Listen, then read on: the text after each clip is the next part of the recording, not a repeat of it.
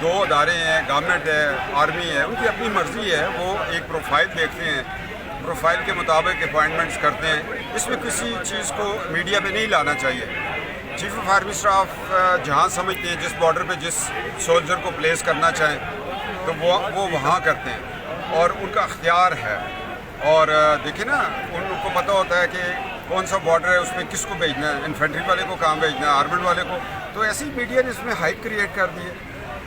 73 سال میں chief of army staff کا آرڈر آرمی کے اندر چلتا تھا، تو ایسے اس کو ایشو نہ بنائیں. بس ٹھیک ہے، ایک چیف ہے، اسے پوری فوج چلانی ہے، چلانے دیں. میری اتھارٹی ہے.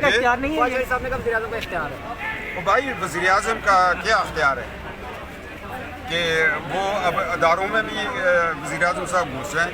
وزیر اعظم کا اختیار یہ ہے کہ آٹا 3000 روپیہ من ہو گیا ہے.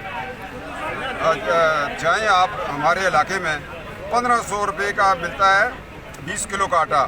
پیٹرول کہاں چلا گیا؟ وزیر اعظم کی یہ کام ہے.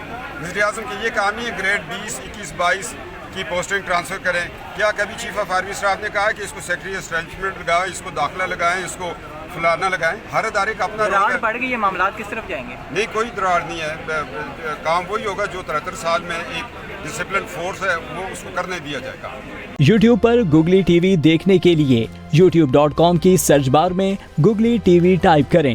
گوگلی ٹی وی کے پیج پر سرخ رنگ کے سبسکرپشن والے بٹن پر کلک کرنا نہ بھولیے. یوٹیوب پر اپلوڈ ہونے والی ویڈیو سے باخبر رہنے کے لیے بیل آئیکن پر کلک کیجیے. آپ کو ہر نئی آنے والی ویڈیو کے بارے میں نوٹیفیکیشن موصول ہو جائے گا.